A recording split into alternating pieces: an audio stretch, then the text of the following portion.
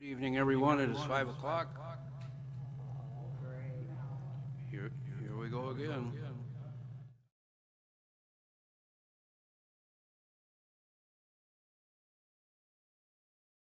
One. Roll call, please.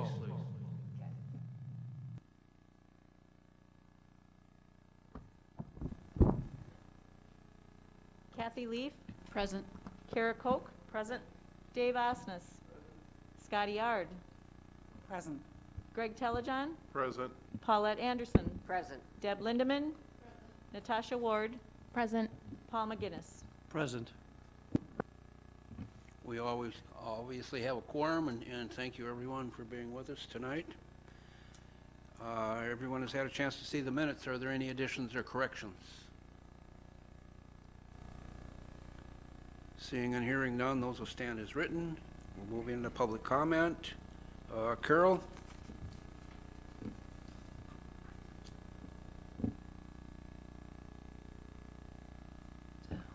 Is that on now? Okay. Hi, my name's Carol Ivance. I live at 613 Norwood Drive here in Hudson. Thank you for this opportunity. You probably know me by this time. I've brought lots of things to your attention, but unfortunately it's become too obvious that the people charged with the health of our community are only interested in doing the bidding of your masters on the left. That's not how our government was set up. We, the people, are actually the masters, and you are public servants, and we're not thrilled that you refuse to listen to us, and more importantly, to real science, which isn't settled. We find out new things all the time. I could point to many examples, but Joseph Lister and his then theory on hygiene, and specifically washing our hands, is the one that jumps out for me. That radically changed the way doctors and nurses treat patients, and general public hygiene led to much better overall outcomes for everyone. But like I was saying, you're clearly not interested in facts, only your sad, tired, hypocritical narrative, which is all about grabbing power and control for yourselves, even though it puts everyone, especially vulnerable children, at risk for serious lifelong side effects and too often death. I'm obviously referring to masks and the quote-unquote vaccine, even though it's not even approved by the FDA. Anyway, what always puzzles me is how you think you're going to get away with it in the long run. Right now, maybe you have all the power, but in the long run, truth has a nasty way of catching up to everyone and making them pay. You're all human, and so are your children. You won't get a free pass. The people at the top don't care one iota about the willing tools that do their bidding. If you look at factual history, you'll see how this has been tragically borne out. It doesn't really matter how big and deep the swamp is. You can't hide in it forever. The alligators will eat everyone eventually. So you can keep lying to us. You can keep trying to force your will on us. It might take a long time, but it will backfire on you. And I suggest you think long and hard about it. There is a God, and no matter how you think he should act, he will do what he wants to do in his time. Thank you. Thank you. And Peter?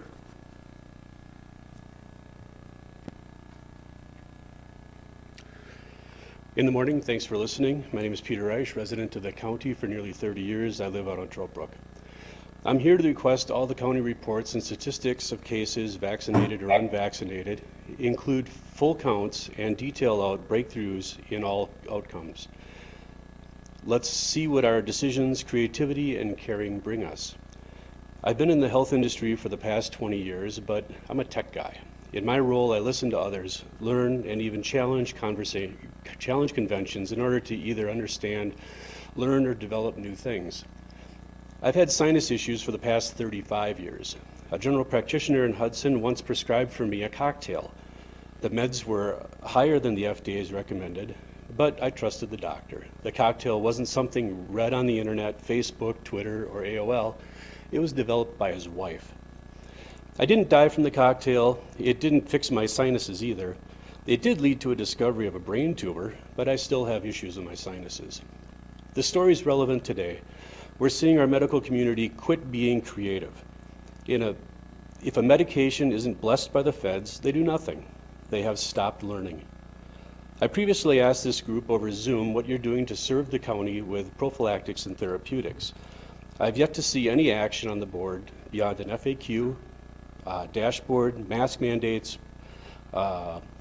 promoting jabs, and reporting cases. Nothing can be done to even recommend, nothing can be found to even recommend vitamin D of any method. It isn't hard to learn about prophylactics and therapeutics. Studies have proven them effective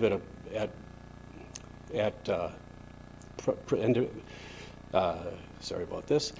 Studies have proven them to be effective and protect people. In fact, more is known about the efficacy of these meds than we know about the studies of vaccines developed and rolled out under the Trump administration.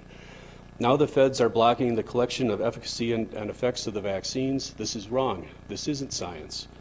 Let's not follow their politics. Let's reach out to protect the people avoiding the vaccine. Protect people avoiding vaccines. Let's provide medicine. Let's teach them a protocol and Peter, help them thank to you. follow it. Let's be creative. Thank you. And with that, folks, we're going to get right into our business items. First one is going to be COVID-19, a summary of the current disease activity and vaccination distribution efforts. Kelly and Ellie, welcome.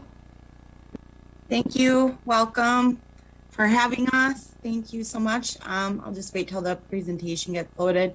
We don't have a ton for you tonight, but want to give you an update as we have been trying to do that monthly. You're muted, Al. Yep, just looking to get screen sharing enabled, please. Thank you.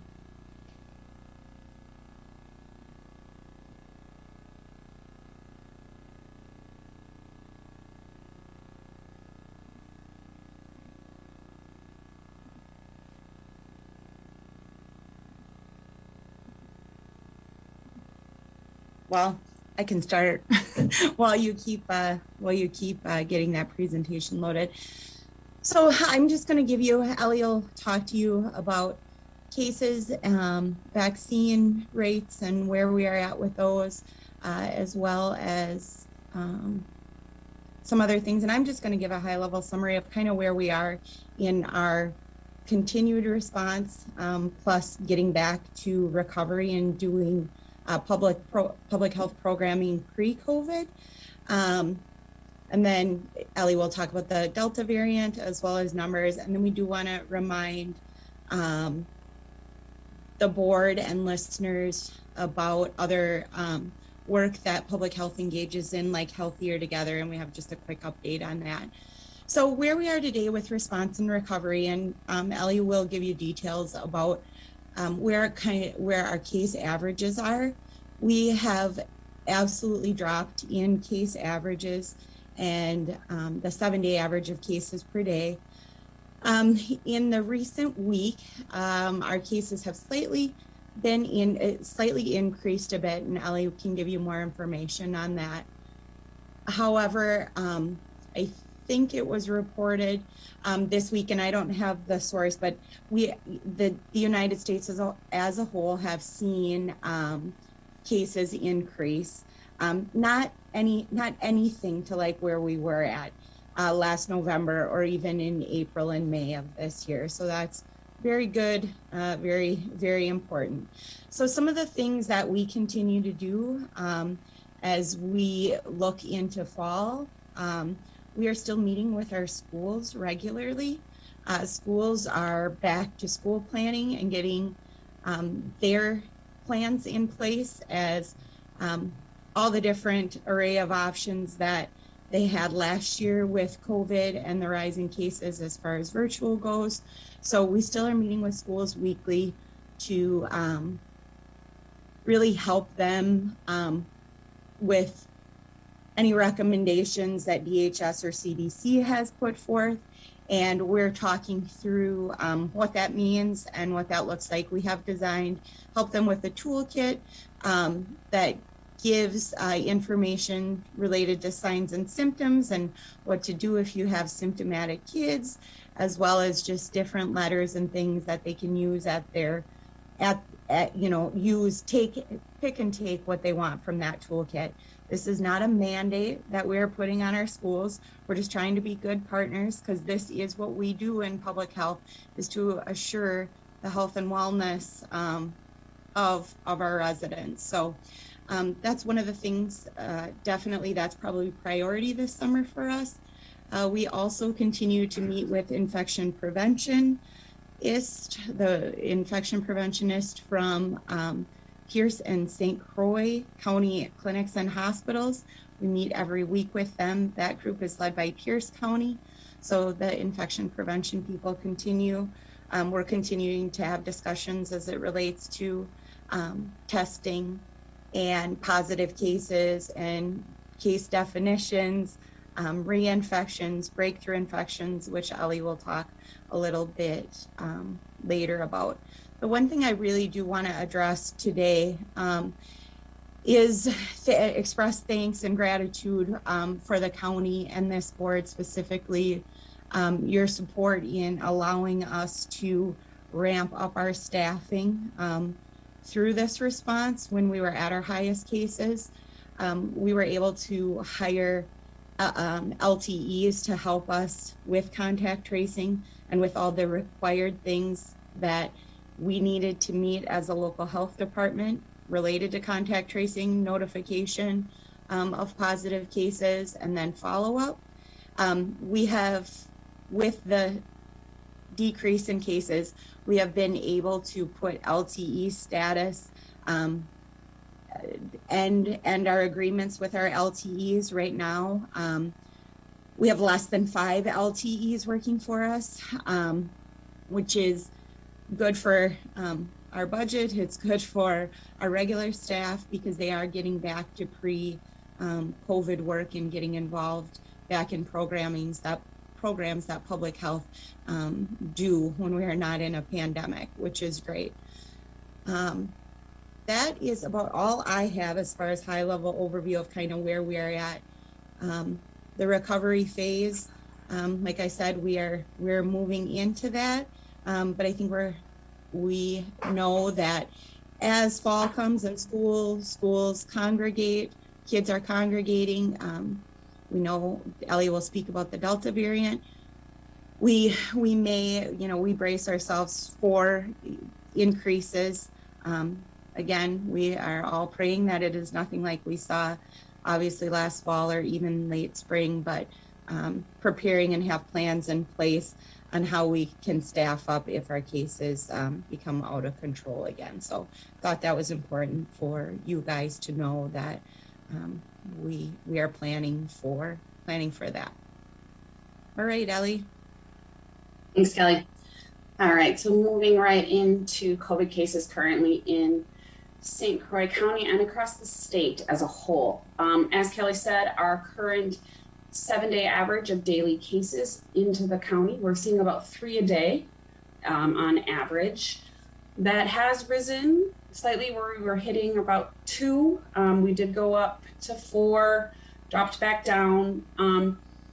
But what we're seeing on a whole is that our case activity is sitting at a medium. If you look at the state of Wisconsin there on the slide, you'll see we are at a medium. However, what has been trending is that for those counties there in the southeastern portion of our state, they have been starting to trend higher in case numbers. So some of them have moved from the medium up into high numbers of cases. That's per population for that county. And Wisconsin, you can see on the top there, Wisconsin on a whole is considered at high activity right now. Our trajectory and number of cases is up 128%. So we are seeing more transmission within the state.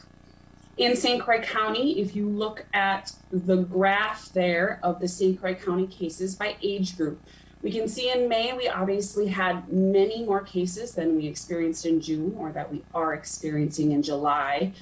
And now in July, we're seeing a little bit of a transition to where the greatest number of cases so far we've seen in our 20 to 29-year-olds. And as we look at our vaccination data, that reason might become a little clearer. I'll address it again later on. Now, where are we in terms of the whole pandemic? As Kelly said, we have had 2 peaks. And where are we now? We are very low, as you can see on the right-hand side of the screen there. The green line is our 7-day average of new cases. Back in April, we did have a spike from the B117 variant. And at our height, we were experiencing an average of 35 cases a day. And that was almost a prolonged, about a month-long maintaining of that spike with the rise and fall. Back in November was our highest true peak of the pandemic, and that's when we were at an average of 108 cases. So being at 3 cases is really great. We are definitely trending exactly where we want to be, and then eventually bringing ourselves to no transmission within the county. So with all of our cases, one thing we have seen, which is our cases that are called reinfection. What is a reinfection? It means that someone tested positive for COVID once, and then they do test positive again, and there's a span of 90 days between the tests. Why are 90 days important? 90 days important because 90 days is what the CDC has deemed that the immunity from an initial infection should approximately last. So if someone tests positive again after that 90 days, we define them as a reinfection. They do not go in our case numbers. So in the case numbers that I just previously showed on the graph, the rise and fall, these cases are not included. These 79 individuals who have now tested positive for COVID twice. We call them suspect, and they are not included in the totals. Of these 79 individuals, 4 have been hospitalized with the ages between 36 to 89 years old, but we haven't had any deaths, anyone experiencing COVID twice or testing positive for COVID twice, okay? And then as we've talked about with Delta is on the news, everyone is talking about Delta. As Kelly mentioned, Delta is a variant of COVID. It is much more transmissible even than the other variant called Alpha, the B.1.1.7, which caused our spike in April. This is even more transmissible than that. So it also has a higher viral load, which means that there will be more virus within an individual and the virus replicates faster within you. Therefore, people are becoming positive when exposed to Delta within approximately, as the studies have shown, 2 days. So, and there's a greater amount of virus within the individual. It replicates much better. That's part of the mutation. With this rise of Delta, we have seen, as I showed you in the map of Wisconsin, we've seen an increase in cases. And as Kelly mentioned, this is the first time since January that all the states have seen an increase in cases. So now the level of community transmission is on the rise in the US. Looking at Delta within the state of Wisconsin, if you look at the graph there, what you're seeing in the graph was proportions of variant by month. The dark red is that B.1.1.7 variant, the one I was speaking of that caused our peak in April. That variant, if you can see from the bottom, was really dominant in April. That's when we had our peak. Also in May, we did maintain high cases. June, it started to drop, and now in July, of those samples that are sequenced, that are sent to a laboratory, that are determined to be a variant, we're seeing 85% of the samples sequenced are now the Delta variant in Wisconsin. So if you look across that timeline across the top, you can see how it has rapidly taken over since there being no Delta present in the state of Wisconsin, found to be through sequencing in April, to now being 85% in July. What does that mean, as I go back to the bullet points, is that Delta is responsible for nearly all of the hospitalizations and deaths from COVID, about 97% of them in Wisconsin. And that across, as I mentioned, across the US, hospitalization of adults and children are rising. Okay. So Delta being a higher viral load, if someone is surrounded and vaccinated, there is the potential that there's just more viral particles there and that Delta is able to cause a breakthrough. Breakthroughs are caused for different reasons other than just being exposed to Delta. A breakthrough is when someone has been completely vaccinated, so they are post 2 weeks after their last dose of the vaccine, but then they do test positive. We have had 29 cases of this in St. Croix County. 3 were hospitalized between 69 to 86 years old and 0 deaths. Now, a breakthrough case can be caused for multiple reasons. So the vaccine's goal, as we have all talked about, I don't want people to be nervous. The vaccine's goal is to protect individuals. The end point for all of the vaccines that we have now and are able to receive for COVID-19 were to protect against severe disease. They do have a little bit of reduced effectiveness because of Delta. They go from about 95% effective to 88% effective. So we are going to see some individuals with breakthrough. There is also a breakthrough with individuals with low immune systems, with the inability to gain a good response from a vaccine, and so the virus can penetrate. We are seeing these breakthroughs at a normal rate expected with the presence of Delta and expected through the studies of vaccine.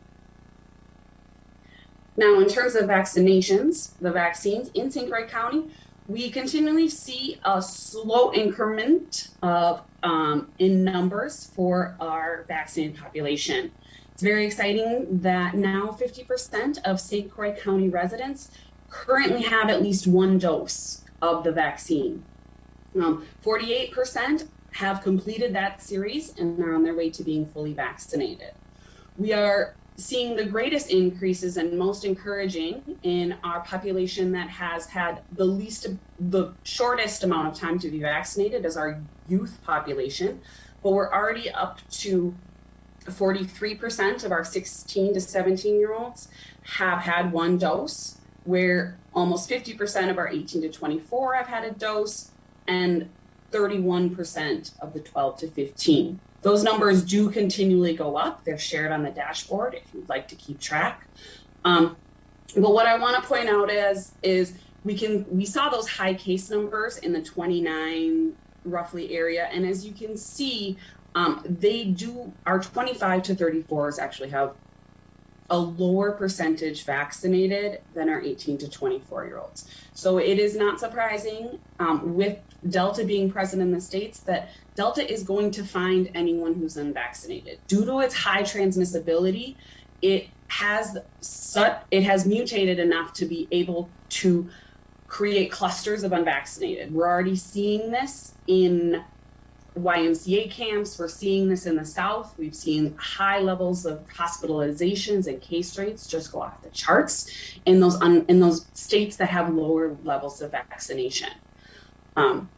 So right now, vaccination is available still through St. Croix County and multiple healthcare providers in the area.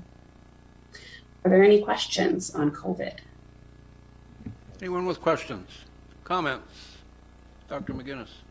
Yeah, just a clarification. Ellie, on your reinfection cases, of which there are, I believe, 89 or 79, one of the two, and your breakthrough cases of 29, the time frame of those, that's not just July. We're actually talking, in the case of the reinfections, is that since the beginning of the pandemic? Correct. Thank you for that clarification. Yes, that is since the beginning of the pandemic.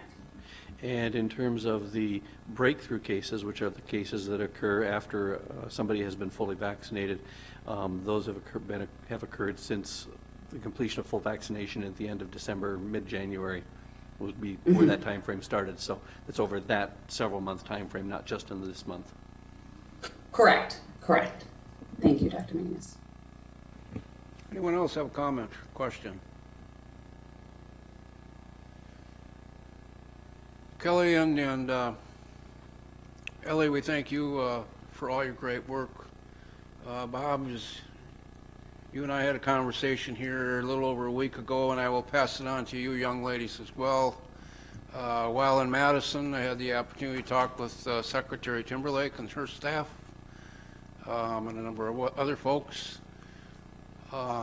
And the secretary made the comment, she said, "You've got great folks or good folks in St. Croix County," and I said, "I beg your pardon.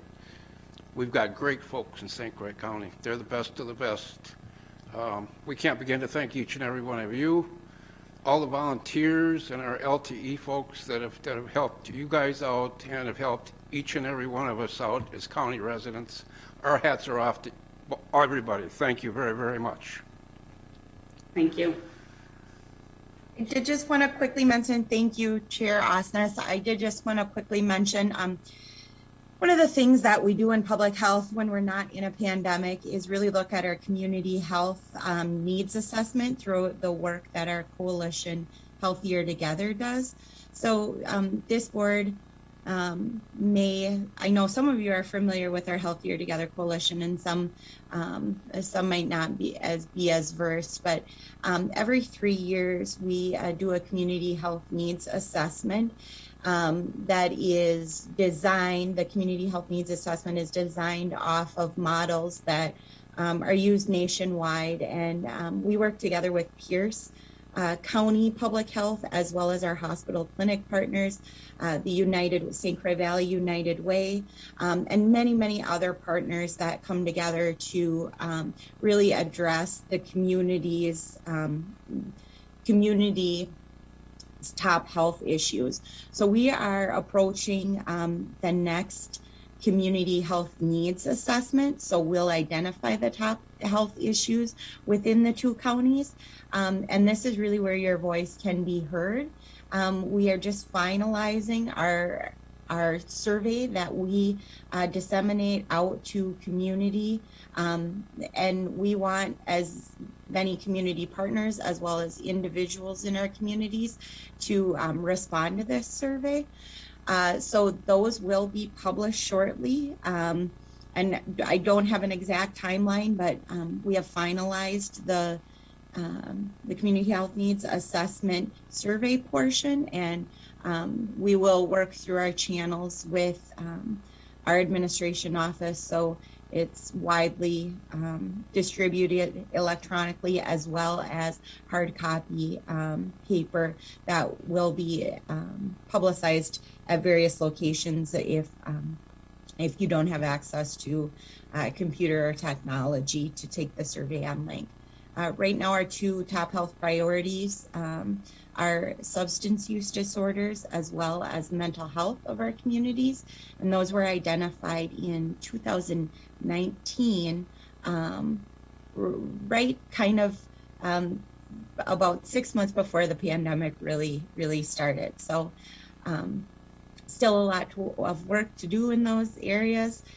We are not uncommon in identifying those 2 areas. I think out of the 72 counties in the state of Wisconsin, a vast majority have identified, their communities have also identified substance use issues, whether it's drug use, alcohol use, as well as mental health issues. So that's other work we like to engage in when we're not dealing with strictly communicable disease work. So, and was there one other thing, Ellie, that I was gonna mention? I can't remember. I think that's it. No, I think that's it. I think that's it. Again, thank you, HHS, for having us and your support through this long process. We really do appreciate it. Well, and Thank you. Thank you both again for all your great work. We'll move on to item number 2, which are our monthly financials. Faith.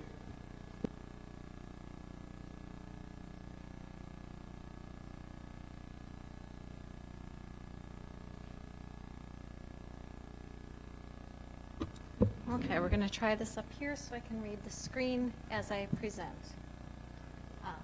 So our financials are through June of 2021. The column over here is our remaining budget. So the top line is our property taxes. Those are allocated, 1/12 per month. So that's at 50%. Our other revenues are actually doing really well. Anything below 50% means we've collected more than we expected to already at this point. Some of the other ones, the human services, that's our CCS, that's always a couple months behind. Plus we get a big chunk of that money in December when the cost reconciliation portion comes in.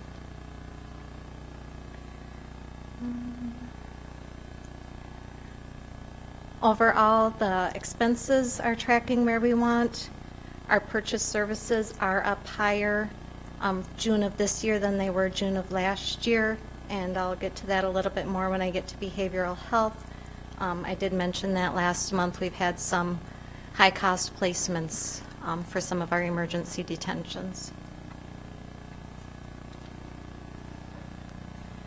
Public health is one of the areas, again, where we've seen a lot of revenue. This is that extra grant money that we got, and that goes hand in hand with Kelly when she commented on the LTE staff. So you see the salary and fringes are higher, but that funding came through from the federal government with some of that CARES money and other stuff specific to the contact tracing.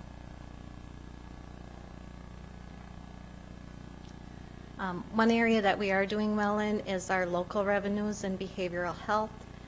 So just when you compare this year to last year, I think almost every line item is up higher than it was at the same time last year. So just with everyone back to working, we had that gap in time last April and March when services kind of paused. This year we've been able to continue providing all those services. We are moving back to all combination of telehealth and face-to-face services, but our clients are back in the building and back getting that face-to-face time that they need. Whoops.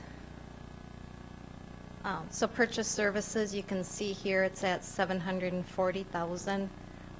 It's up almost $300,000 from what it was in May. And again, that was when we have expenses at Winnebago.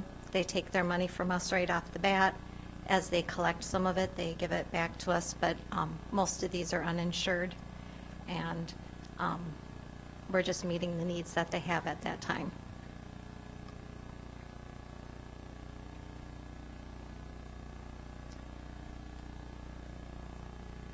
Children's services, that's another one we're keeping a close eye on.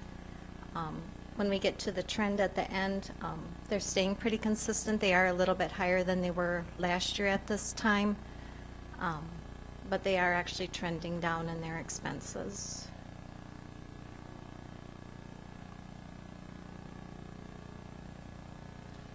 So our health center campus, their revenue continues to be lower. They have had steady admissions and discharges, but their census is just lower than it was and what they've budgeted for. They do have lower expenses than what was budgeted for salary and fringe because, again, the staffing is adjusted as the census is up and down. We are watching for funds to be available that may help offset some of those losses that they had, but they are continuing to admit residents. But yeah, they are currently showing a loss of $254,000. One of the things that hit here in June that wasn't there previous was the liability insurance. So that gets doesn't get allocated per month, that just hits one time. So that expense was added to the health center campus here in June. So one big chunk.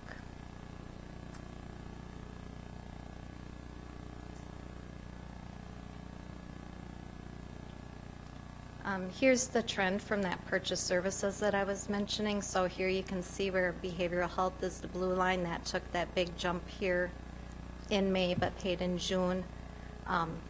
Children's services was really high at the beginning of the year. They're kind of trending pretty even right now. And again, that department works really hard to, make sure kids are safe, but then to keep them home when they can. Any questions for me? Questions or comments? Go ahead, Natasha. Can I just ask a clarifying question? So you mentioned that when we have an emergency detention and someone is taken to Winnebago and they collect up front, we don't always get the expense. I guess it doesn't come back to us because the person is uninsured. Correct. So, and Winnebago is an IMD, so Institution for Medical Disease. So they only can bill medical assistance if you're under age 19 or over age 65. Otherwise, medical assistance is not billable when someone's in an IMD. So if someone has commercial insurance, Winnebago will bill us first. They'll bill the commercial insurance. When they get reimbursed from commercial insurance, they'll reimburse us. If someone's medical assistance in age 25, the county just covers the cost of that placement. If someone is uninsured, the county covers the cost of that placement. Okay, thank you for clarifying that. And, you know, that goes back to hospital beds. You know, if we have, we've had other discussions, you know, Sacred Heart is a hospital that we use, Fairview in the cities, but there just aren't many hospital beds available. Winnebago seems to be where we end up sending our emergency detentions, which, you know, is the most expensive placement that's out there. So, I mean, they look for local beds when they're available. Right. So have we seen an increase in the cost to the county, I guess, for hospitalizations there that aren't covered, or what is that? Has there been a trend, or is it pretty consistent as far as people who are on medical assistance and don't have any other coverage then between? I would, you know, with the Affordable Care Act in the past several years, actually our hospitalization, I track hospital expenses separate from IMD expenses. So those have actually decreased quite a bit. And just because, again, it's, if someone goes there voluntarily, so one of the things we mentioned in the past is like through Hudson Hospital and the crisis services that they provide, we have a lot of voluntary placements. So then they're not in ED. So those, the county is not responsible for necessarily for that placement if they go voluntarily. So the county funds the emergency detentions when someone's uninsured, or they fund those IMD placements and then get reimbursed after the fact. They've been holding pretty steady even with the placements at Winnebago. It just, we had a bad month here with a couple of very high placements, and they were there somewhat long-term. A lot of times they're very short-term placements, a 72-hour hold, and then, you know, or we get a commitment hearing and we're able to find another less restrictive placement for them. So that's always the goal, is to get them there, get them stabilized, find someplace else where we can assist them by but, you know, less restrictive. Okay, thank you. Deb? I just have a question, you know, with the increase, with the additional psych beds that are supposed to be coming to our area, to like Sacred Heart, I think it is, or whoever got the contract, will that impact that expense very much? Or, I mean, it's still going to cost if someone's doesn't have insurance. Will it be less expensive though, perhaps? Has there been some thought to that? I believe, yeah, if the beds become available, and I don't know what the time frame is of when those beds will be available. And I don't know if you have more information on that, Bob? I don't have information as to when those beds would be available. It might be important to know, though, that if you're not familiar with what institutions for mental disease are, it's an exclusion under Medicaid law. The intention behind it was to deinstitutionalize mental health care and move away from large facilities with more than 16 beds to community-based care for mental health and addiction treatment.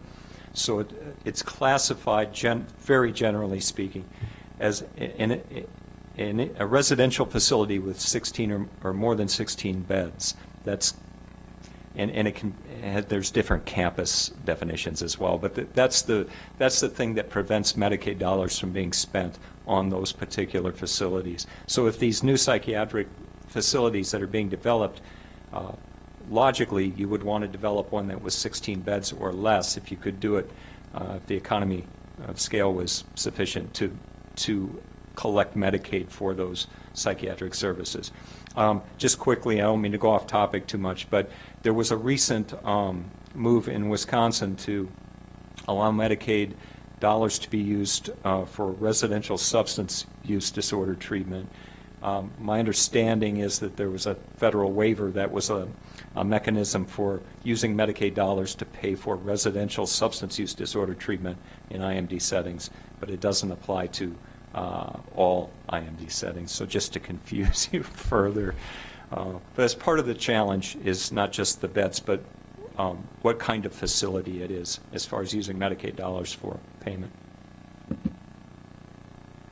Dr. McGinnis. Yeah, a little different question, but Winnebago's a fair ways away, as frankly, Eau Claire is not nearly as far away, but when individuals placed on an emergency detention transported over there, oftentimes, you're right, they are stabilized, evaluated, assessed, and released fairly quickly, 48 to 72 hours.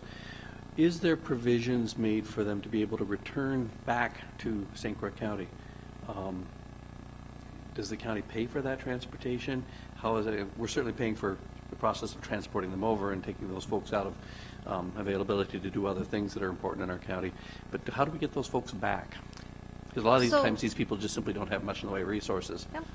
A couple different options. There have been staff who've transported them back. We've paid for bus transport. We've paid for Center for Independent Living still to provide that medical transport. So, yeah, depending on what the circumstances were, which programs they're already connected with, we do arrange for that transportation and then, assist them again in getting them, whether it's back to their own home, to a group home here, or just a different placement back here in St. Croix County. That is the goal.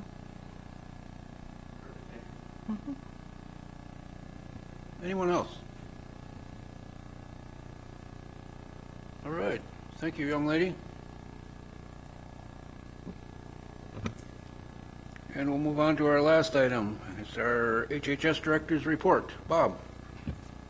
Thank you, Mr. Chair.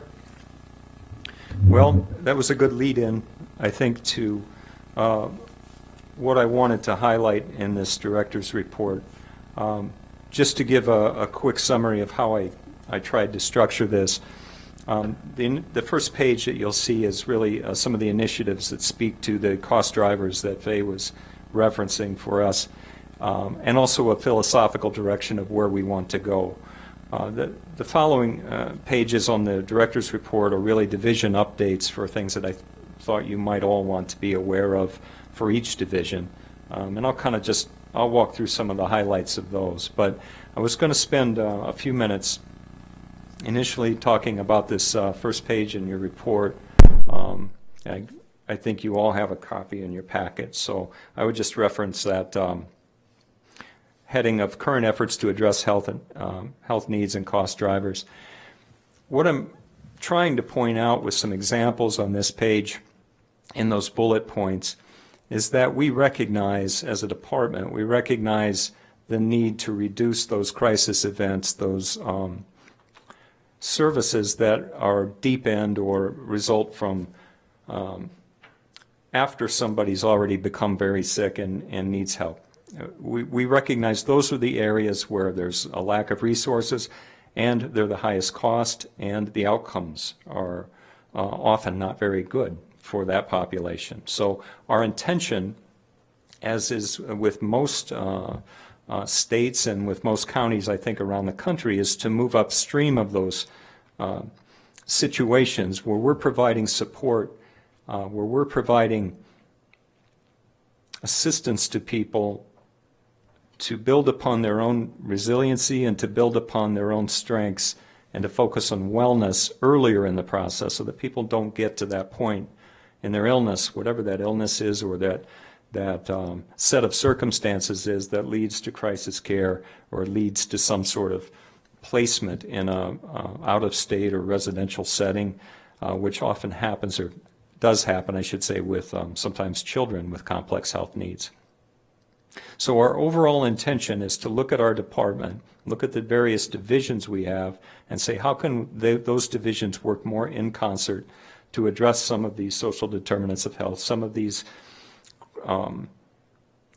crisis needs before they become so severe that people have to be placed in some of these settings. How do we address those needs earlier in the process, right? And that was the basis of the Affordable Care Act, was how do you provide more people with insurance and allow them more opportunity to get assistance before crisis happens or before a healthcare concern escalates to a point where they need emergency departments or some other crisis service, or they end up in jail. So some of the initiatives that I'm outlining here are early. That is, they're early stage efforts to look at our own systems within HHS. Say, how can we make care more accessible to people? Simplify it. How do we work across divisions to serve the same or similar populations collectively? So if someone comes to our facility and says, I have these things that I need help with or want help with, how do we provide them with a menu of options and says, here's what we can offer you, and here's what you're eligible for, and here's somebody we can that can help you with this right now. It's that delay,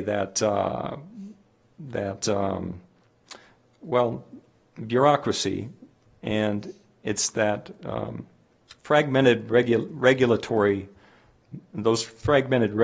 systems that lead to these kinds of delays oftentimes, or lead to confusion or miscommunication between divisions. What we're trying to do internally is figure out how can we simplify this whole process for the consumer, even if it means behind the scenes we're doing a lot of complex work to make sure we're meeting all of the regulations and getting all of the funding that we need to operate the programs.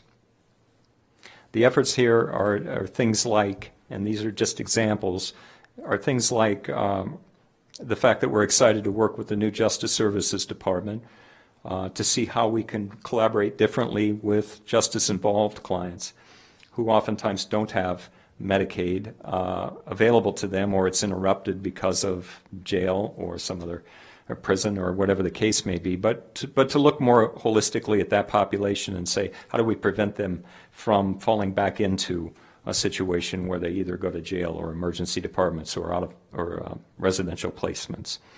So we'll be talking with, and have been talking with, folks involved in the justice services areas to find ways in which we can do that differently and maybe more effectively.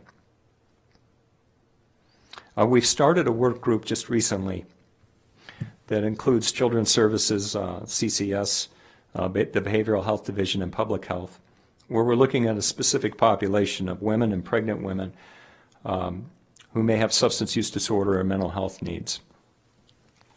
The reason behind that specific population is because when you look at child protection cases, I'm kind of going by memory here, but I think 75 to 80% of those cases involve parental substance use as one of the causes for that out-of-home placement, which means the parents need assistance and help, and as well as we need to make sure the child is safe.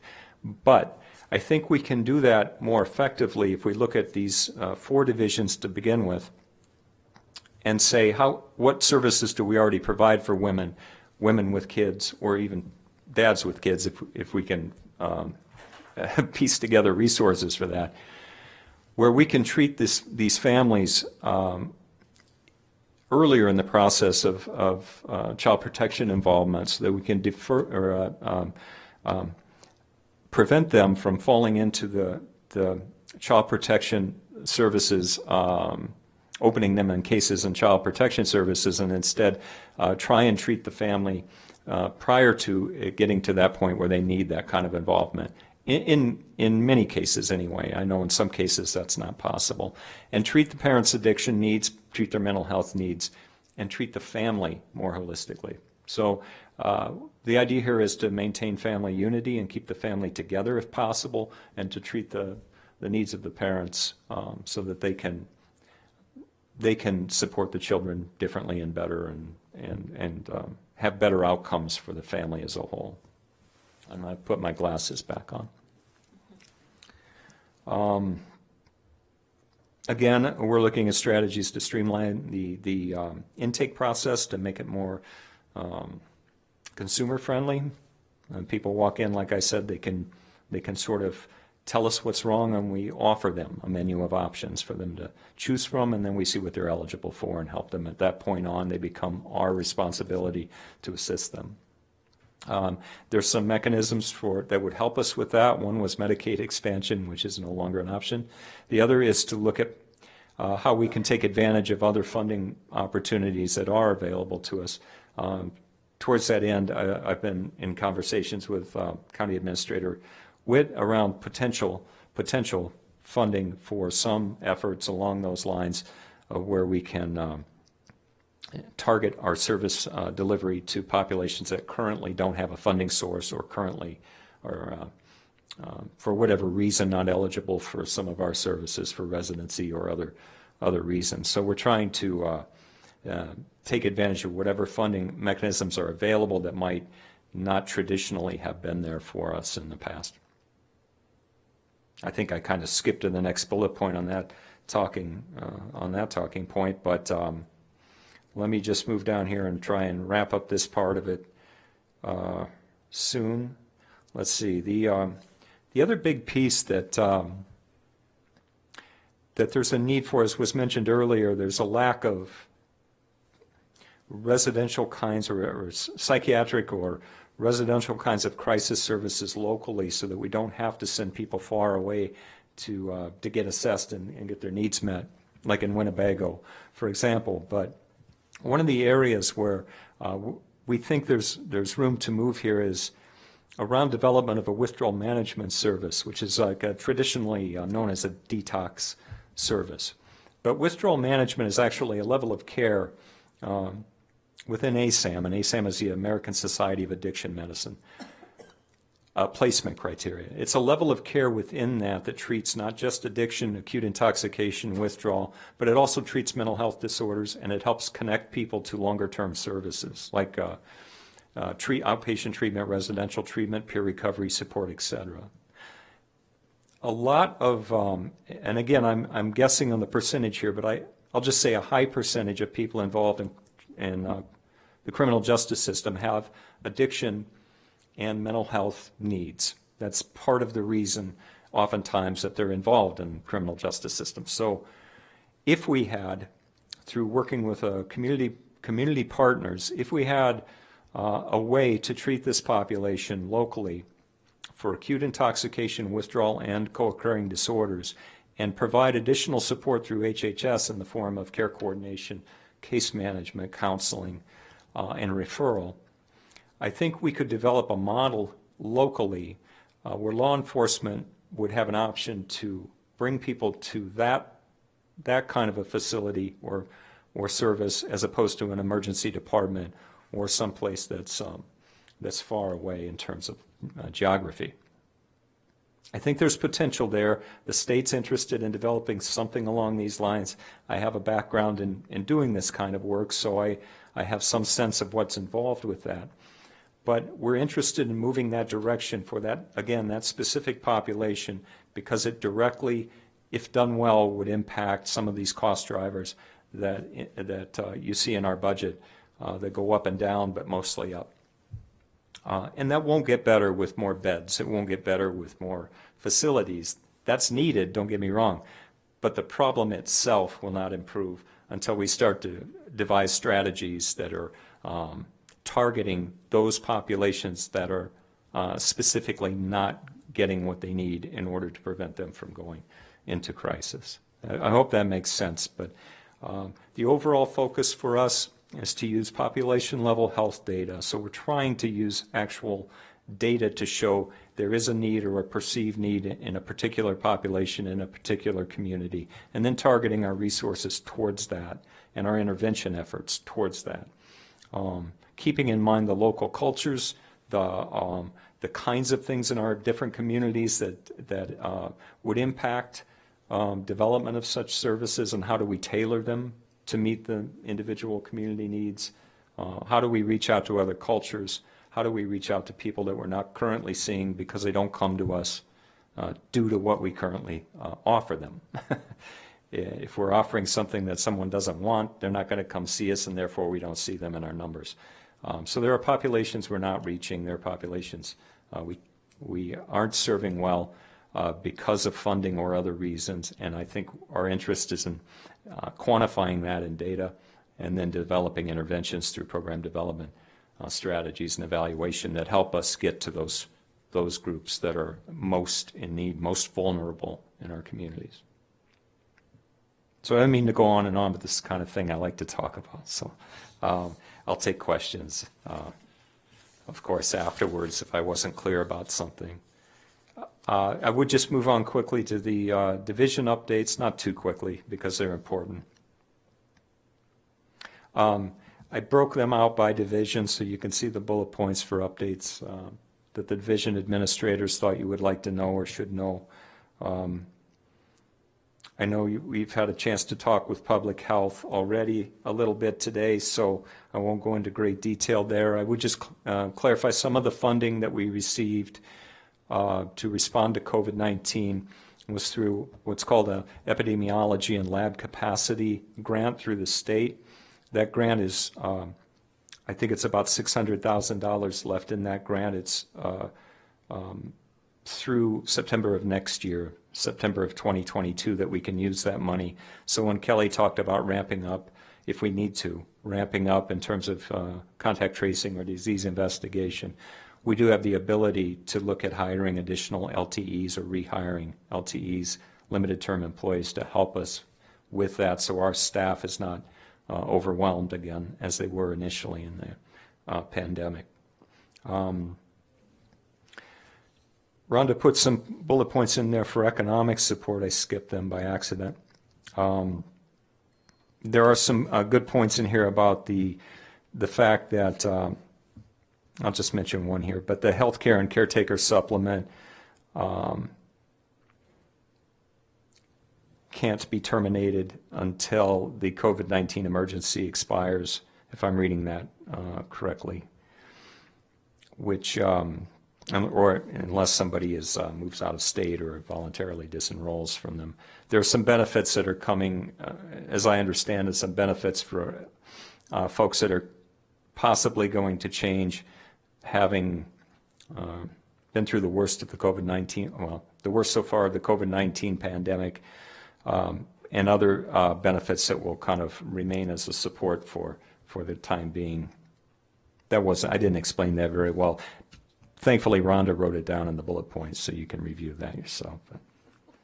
Children's Services, I wanted to mention, as you probably already know, Michelle Lesha has assumed the duties of Children's Services Administrator and has really done a nice job, I think, of transitioning into that position seamlessly and smoothly. And she's really, Michelle has a good sense of humor, and she's very steady. So both things combined are good qualities, I think, in a Children's Services Administrator, because the job is very demanding, obviously. We're filling behind Michelle's position, so we're hiring a supervisor to fill in behind Michelle. And I don't know if I wrote on here when the interviews are taking place, so I apologize for that, but I'll keep you updated on the status of hiring for that. And I mentioned again that parental substance use is a primary cost driver for child out-of-home placements. It was in Hennepin County too, and we recognized the need to address it there as well.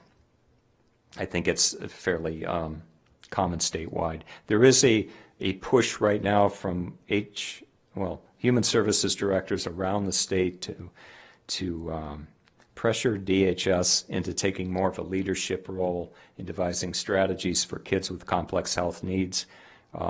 These are the kids oftentimes that are placed out of state because we don't have facilities or capacity within Wisconsin to adequately serve them. Kids with severe emotional, behavioral kinds of conditions that require intensive care.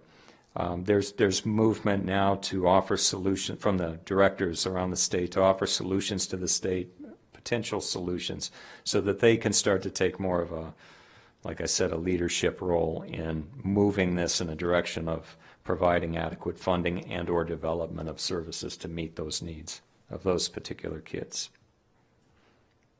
Our behavioral health division is very diverse and active. Char Lopez is the administrator for that division and has been active in all of these elements that I've been talking about with respect to internal systems realignment. Char is also our operations manager, so she has the pleasure of figuring out how to use county cars and assign them to people and sign them out and the policies that go with that. But we're working to take over some responsibilities from Justice Services around moral recognition therapy, which will start taking on those duties and September. MRT is a particular kind of therapy for persons with, if I'm saying this correctly, persons with criminal, no, I'm not going to say it right or correctly, people with criminal histories and other kinds of behavioral health needs. We'll take that over on 9/1. We have to put our staff through some training before we can assume those duties. And we also have another thing to highlight in behavioral health is we received a state opioid response grant for about $75,000 to address the opioid epidemic and to increase medication-assisted treatment options for our clients and track all of that.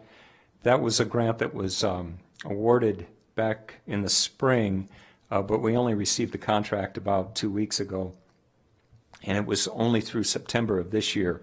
They extended the application for those funds for another year beyond September.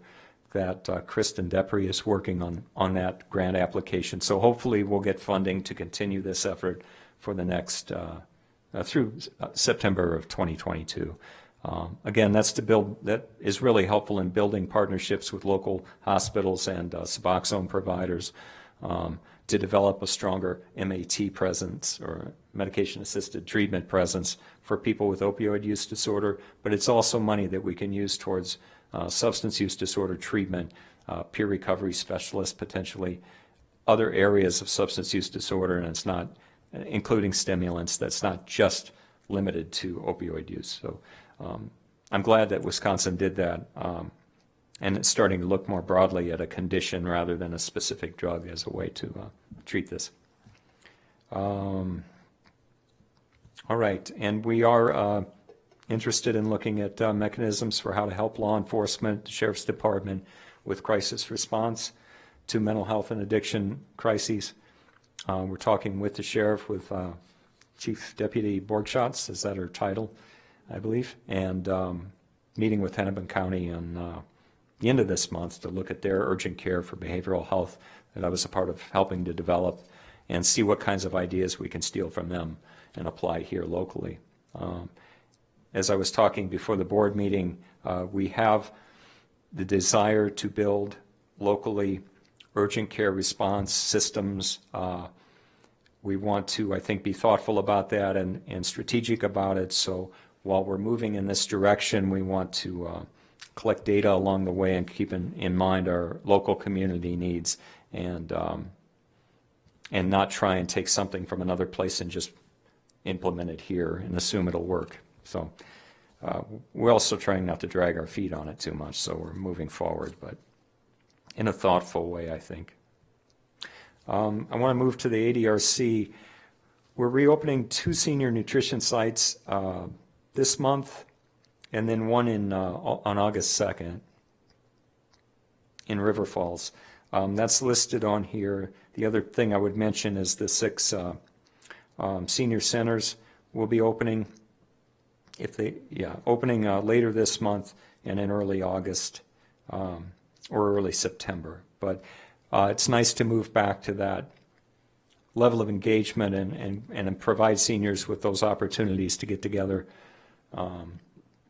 in light of the fact that the majority of seniors are vaccinated. It gives us some peace of mind to know that we're not putting them in any undue risk, and we're also putting in place precautions just to ensure that everyone's safe when they do gather in these facilities.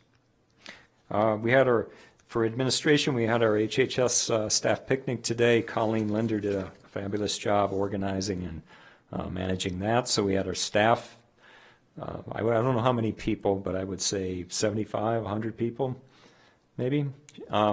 We had outside tables set up and a buffet or a catered lunch for our staff, just to give them a little appreciation, but also to help them re-engage with each other as they come back to work in person, many of them anyway. The healthcare campus, as Faye said, their numbers are improving in terms of admissions and in short-term care because hospitals are doing more surgery or more surgery procedures. There also was some good news around rate increases through Medicaid and MCOs that went into effect on July 1st of this year. I believe it was a 12% increase for Medicaid rates, and roughly a little over 4% increase for MCOs for family care. So we should see some revenue through those rate increases. And I know next month Sandy will be here to talk more about specific rates and proposed rates going forward. But that does help. That does help our bottom line going forward with the healthcare campus. We're also looking at potential ways to close the wage gap for direct care staff, non-exempt direct care staff, so that our hourly rates are a little more compatible with other local facilities that pay better. It's making it hard to hire right now to fill vacancies and to staff up for Kitty Roads to reopen that program. So these are strategies in the works, and I don't want to get ahead of myself with promising anything, but it is something that we're aware of and trying to address. Again, working with County Administrator Witt on some of these issues. And then lastly, for HHS, I would say Comprehensive Community Services, or CCS, is seeing enrollments go up for that program. They offer, again, alternative methods oftentimes to people with substance use disorder or mental health conditions, very creative sort of client-centered care plans that are outside the realm usually of traditional sorts of treatment. So I think it's a good way. CCS has a good ability to engage people in a different way. Again, they're limited to Medicaid enrolled folks as far as payment, so we have to ensure that people have Medicaid coverage in order to participate. But CCS serves kids and adults, and they're also involved in department-wide efforts to integrate and consolidate our behavioral health services. Phil provided an update from Veterans Services. He got a slight increase in the CVSO funding, not much, but a little bit is better than nothing. And Phil wanted me to mention that Senator Baldwin is trying to inject $50 million over 5 years to county veteran services. He's cautiously optimistic, but he's glad the effort's underway, I think. And of course, Phil and his staff continue to meet people in person at the services center, veterans who need his assistance. That kind of wraps up my quick overview of everything that we're doing and the direction we're trying to go, but I'd be happy to clarify or answer any questions you might have. Any questions or comments? Kurt. Thank you, Bob, for that great overview. And I just wanted to comment on the number of initiatives that you have listed in the report. I want to thank you and your staff for being creative with those. I think it shows a recognition of the importance of collaboration and working not only with other departments in the county, but also external partners across the county. And these issues seem to be they're community issues that we're facing, and I think we need the community to try to solve those. So I think we're on a great path there. And you mentioned the potential ARPA funding for some of these initiatives, and we have a discussion as a committee of the whole next week as a board on some of that ARPA funding. Unfortunately, I'm not going to be able to be there due to a work conflict that takes me out of town, but I just wanted to share that I hope that my fellow supervisors, consider the funding of some of these initiatives, because I think injecting some money into these services, the payback will likely be significant, not just for HHS, but across the other departments in the county as well. So thank you, Bob, and your staff. Anyone else? I'd like to thank you again too, Bob. There's a lot of good things going on in Richmond, and you're doing a great job leading our troops, and we thank you for that. So, okay. And with that, we are coming to the end of our meeting. Any requests for future agenda items from anyone? I think, Bob, if we can, we're going to still work and see if we can get Peter from West Cap over on our next meeting. Yes, I think so, Mr. Chair. We had talked about that as a potential agenda item. Thank you. Anyone else? Seeing none, any announcements or correspondence from anyone? As many of you may already know, on July 28th will be the pit count nationally, but also in St. Croix County. The pit count is the night that we move into every community that we can get to and count the homeless. We are still looking for volunteers. I have 35 communities that are yet uncovered. I have 17 persons who are assisting with St. Croix County. So that everyone is aware, the more communities we can cover and turning in those observation reports, it assists in federal funding for this area, for the homeless and for homeless services. So it is tantamount to continuing the services that are provided by the Salvation Army and Grace Place and the other auxiliary resources that we get accurate counts. And it may only be an hour. As soon as it gets dark, historically, we find people will return to wherever they are living, wherever they are staying, whether it's the wood or they've scuttled into a park or a campground, they're hanging outside of a store. Walmart parking lots are great places to go, but it is getting that number. So it may only take you an hour to drive through your community, or perhaps your friends or neighbors have said, say, there's a guy or there's a gal or I think there's a family that might be camping on the path. Observing that, taking the information. For those who can get another person to go with them, we do have packed items, hygiene items and water that can be given to those persons, as well as information and resources to either get them to a shelter or to get them into services. But if you know anyone who can donate some time, get in touch with me. We will put you through a rapid 30-minute over-the-phone training, and then you'll meet with a team leader on this night, and we'll get it done. So thank you very much. Thank you, Scotty. Anyone else? Seeing none, our next meeting will be August 18th, right back here at 5 p.m. And I thank each and every one of you for your time and your patience tonight. Our meeting is adjourned.